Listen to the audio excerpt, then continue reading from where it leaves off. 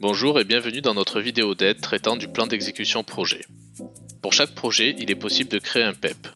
Directement depuis la liste de projets, vous pouvez voir si la colonne contient un PEP ou non. Si elle n'en contient pas, un 0 apparaîtra dans cette colonne. Ce projet n'en comporte pas, nous allons donc en créer un. Il suffit de passer par le menu graphique et de cliquer sur PEP. Depuis le sommaire, nous pouvons choisir les parties de notre PEP que nous souhaitons voir apparaître. Chaque partie peut contenir une aide destinée au rédacteur du PEP. Si je prends cette ligne, Objet, un nouvel onglet apparaît. Et je peux à loisir remplir cette partie ou copier-coller du texte depuis une sélection.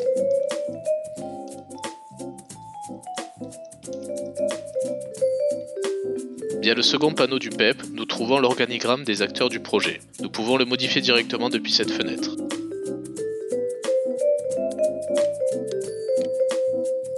Dans le troisième panneau, nous pouvons voir les signataires qui devront signer ce présent PEP. Nous pouvons les créer rapidement via l'option « Générer depuis les acteurs principaux du projet » ou bien les ajouter un à un. Dans le panneau événements, nous retrouvons tous les événements du projet classés par phase. Ici, phase d'avant-projet et phase réalisation. À chaque événement, nous avons une définition correspondante ici. Depuis le panneau Documents joints, nous pouvons spécifier les documents à joindre au PEP. Ces documents proviennent de l'explorateur de documents.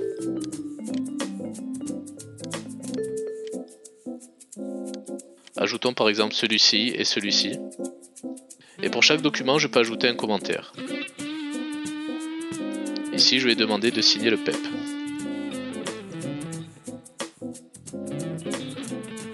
Et voici le panneau photo, qui nous permet d'insérer des photos présentes dans le gestionnaire de photos, comme celle-ci par exemple. Finalement, nous pouvons imprimer le document et modifier le titre de notre PEP, et par exemple mettre un indice de révision ainsi qu'une date. Pour imprimer, je n'ai juste qu'à vérifier les options, par exemple si j'imprime ou pas les photographies, puis cliquer sur imprimer. Ici vous reconnaissez le titre, la révision, la date et certains attributs ajoutés automatiquement, ainsi que nos parties définies précédemment, comme le sommaire, les signataires, etc. Nous pouvons l'imprimer ou le convertir en snapshot pour l'envoyer par email. Cette vidéo d'aide est à présent terminée. Merci pour votre attention.